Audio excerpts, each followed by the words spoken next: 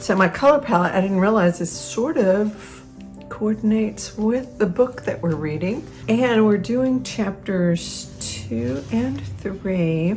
It's kind of about story. It's also about the creative path.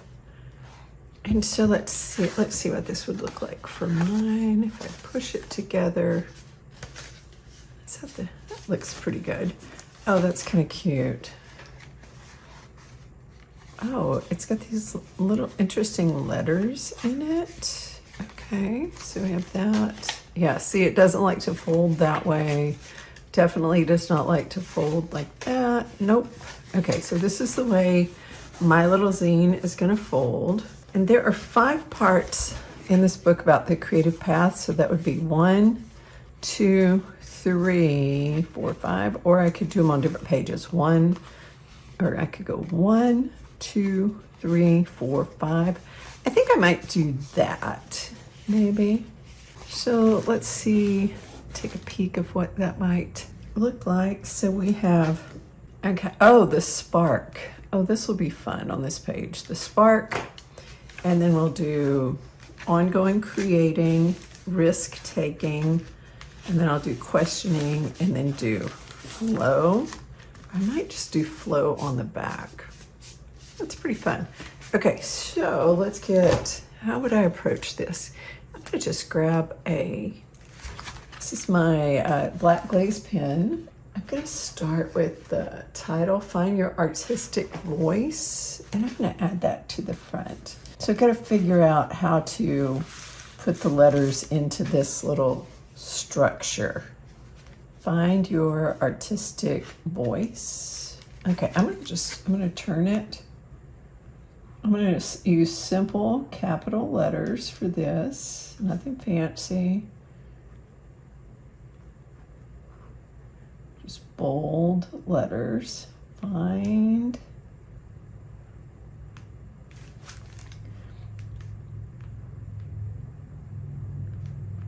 your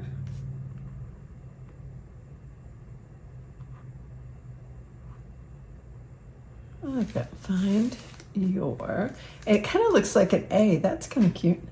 Let's see, so I'm going to go artistic voice here. Just simply put it in. Almost ran out of room. And just using printed. I like that. Find your artistic voice.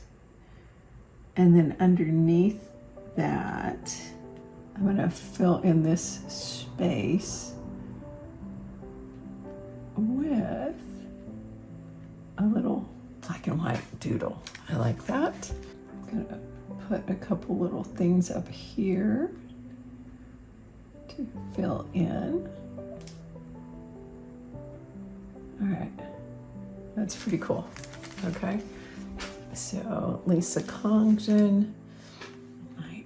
Add that over here so I know, because this is in response to it's like a little book study thing. So this page, I'm gonna do this page as the spark. I like this. There's that A, look, that looks kind of cool. It kind of already looks like a spark. So let's see, what could that look like? I'm just gonna put it in here. It's called E, and I'm going to go for E, and I'm going to scoot over here.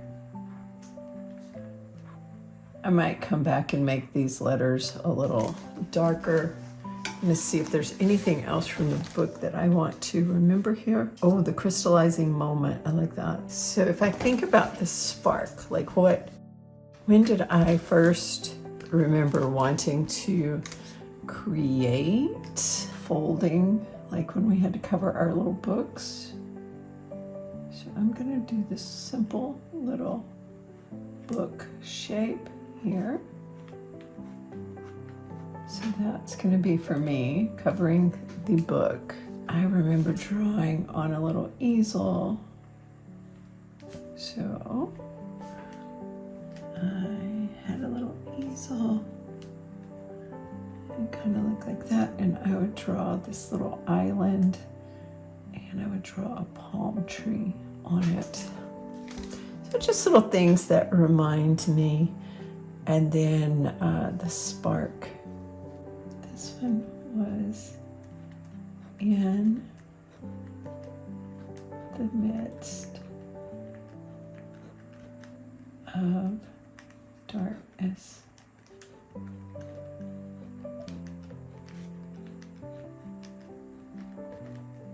Now let's make this a little bolder so it pulls our attention a little bit more.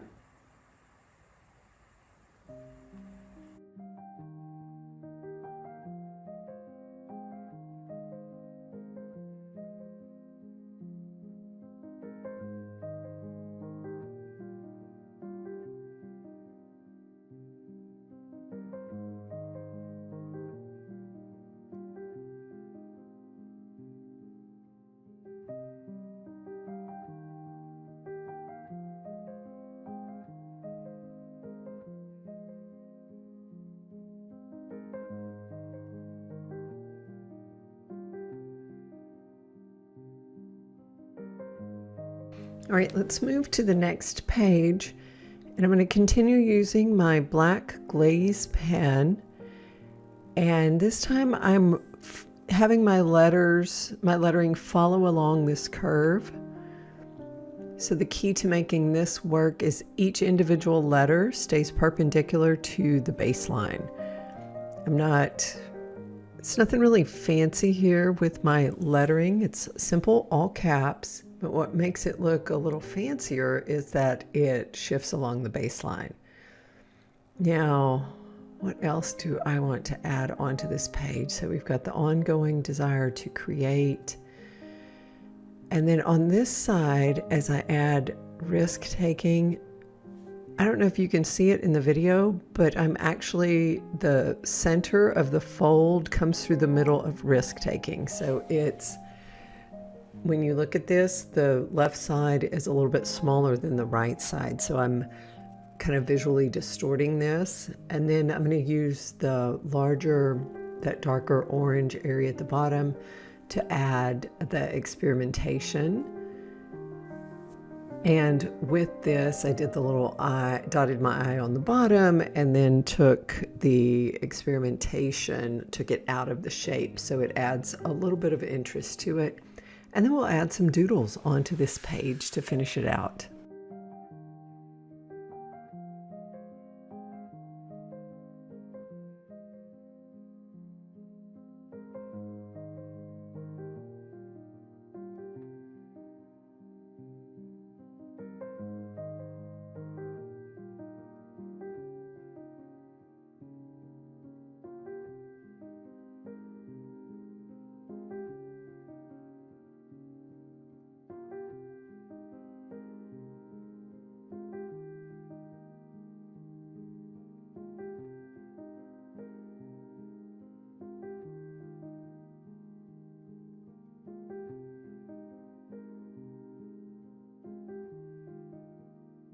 Now on this page, I wanted to write on this darker blue area, so I grabbed my white gel pen. This is the Uniball Signo UM153 Bold. It is one of my favorite gel pens. And just to level set, there is no perfect white gel pen. There just isn't. I've used a lot of them. This one I have some of the best results with.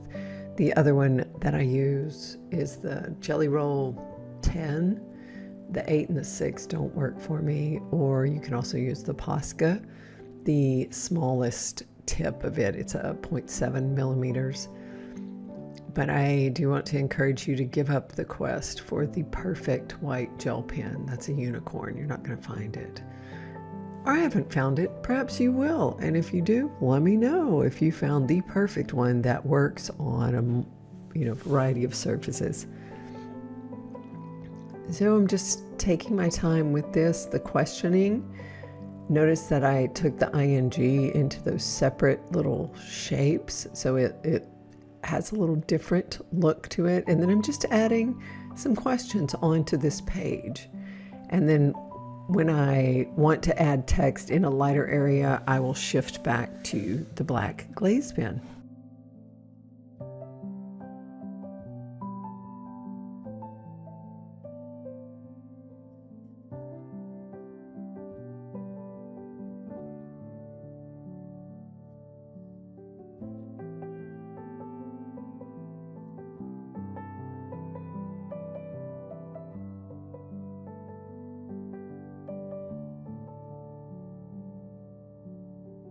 So I have my black glaze pen, and I'm using a just stylized all caps here to add in the word creative.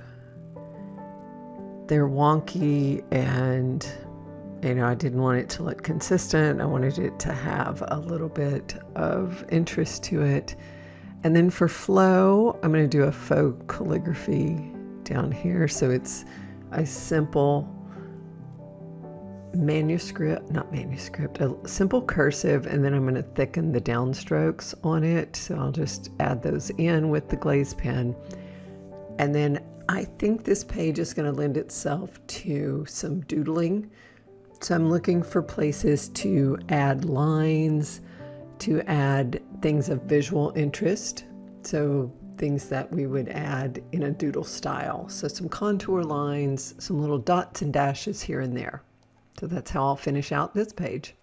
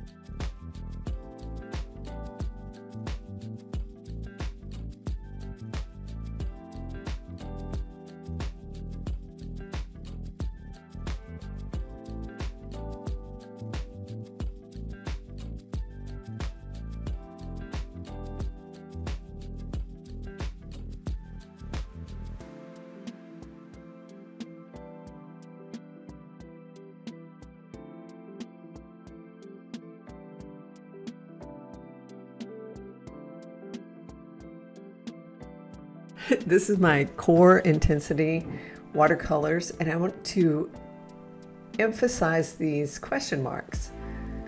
So I'm going to bring in the main colors of the color palette, the blue, the orange, and the magenta.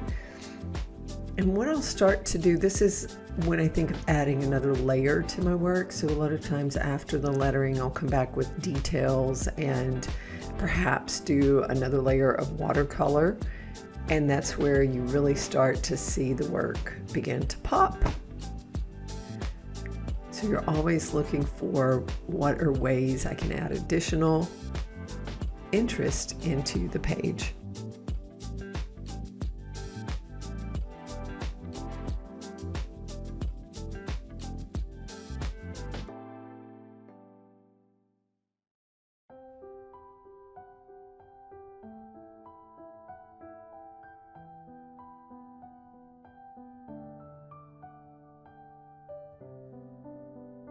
There's some stains on your photo, little cracks on your rusty frame, stuck in the mud, but it's okay. I don't have the pieces of you buried in the flashbacks. All these wicked nightmares has gone cold. No, we go way, way back, as far as way back goes. Still standing by your side. You know I'll be right here when all the monsters come. I've got you. And now I have all of my interior pages finished, so I'm going to unfold this and let's see what we have, what we're working with. So you can see how some, like half of it's upside down and half of it's right side up. So what I'm working on now is this rectangle. This is going to be the back cover. So you see the bottom far right is the front cover. So the one next to it to the left is the back cover. And so for this one, I'm going to just add a little commentary to this zine. And the purpose of this zine, for those of you that are, if you're curious what I'm doing with this is a book we're reading in Journal Pod. And so this is one of the ways that I process my reading. And so this is chapter 3 on the creative path. So the last words that I want to remember or to really kind of connect into my brain is that the only way is your way. Because each of us has a unique creative path. And with this, there are some similarities. You'll have a spark. You're going to have an ongoing desire to create. There's risk-taking. There's experimentation. There's questioning. But ultimately, through doing the work, you will find your way. What process is your process? And so I want to just remind myself of that.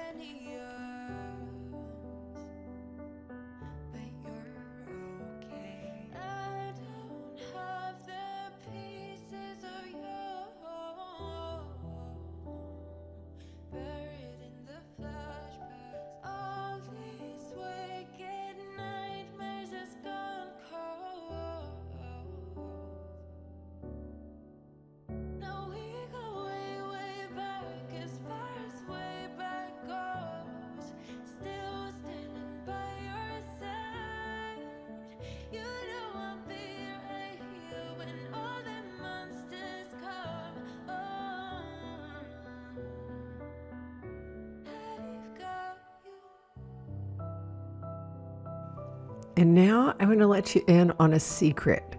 So it looks like this zine is finished, but the very last thing I do is unfold it, and then I look for ways to add just a little bit more into it.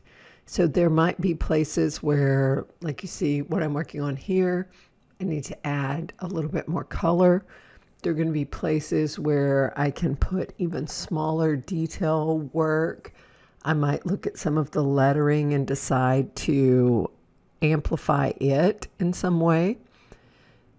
So what you're watching me do now is once I decided to add that green on the cover, I'm looking for little places to put little pops of it throughout the zine so that we have a continuity of design. Some places I'm going to do objects, others, like I just did here, I'll fill in the counters on some of the letters. I'm going to flip it over. So what I'm looking for in the 8 rectangles, I just need a little pop of this green, so it's a little accent color, and I'm going to spread it throughout the work. Notice the brush strokes. This is not being precious with it. I want just little pops throughout. So this is a nice way to really elevate whatever doodle style or creative work that you're doing.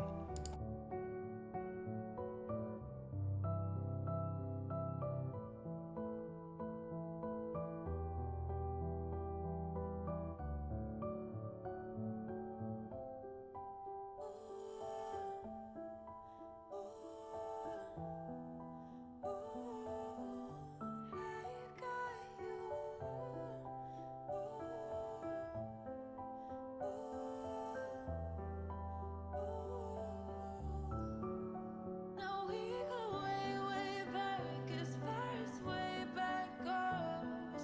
Still standing by your side. You know I'll be right here when all the monsters come on. I've got you.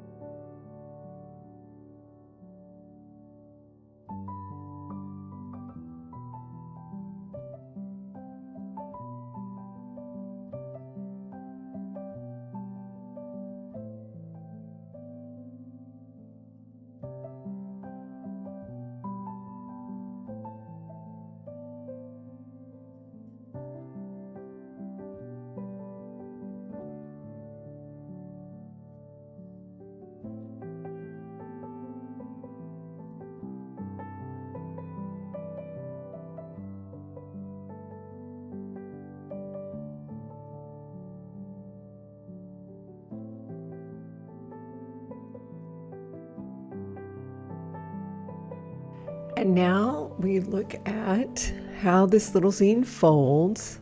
So I'm looking at, I like all the design. Now I'm going to grab, this is the platinum pen, and I am going to add a few more journal type notes. So as I look at the ongoing desire to create, what are some things that help keep that going? And so I'm adding in a note about community. I'm adding a note about 100-day project. So this is the last piece of my artist book because it's also kind of a journal. So what are some ways that I experiment or some ideas about risk taking? So yeah, so this last little piece, I'm like, is there any other thoughts that I'd like to record? And because I've used these interesting lines that go different directions, I'm going to see those as places where I can add text. So a little structure there. Well, I hope this walkthrough of how I add letters and the final details onto my zine, I hope this is helpful for you. And in the next video, I'm going to show you how I like to glue mine together, because wow, look at this journey from a blank page to a completed artist book. All right, so check out the next video for how to glue your zine if you would like to.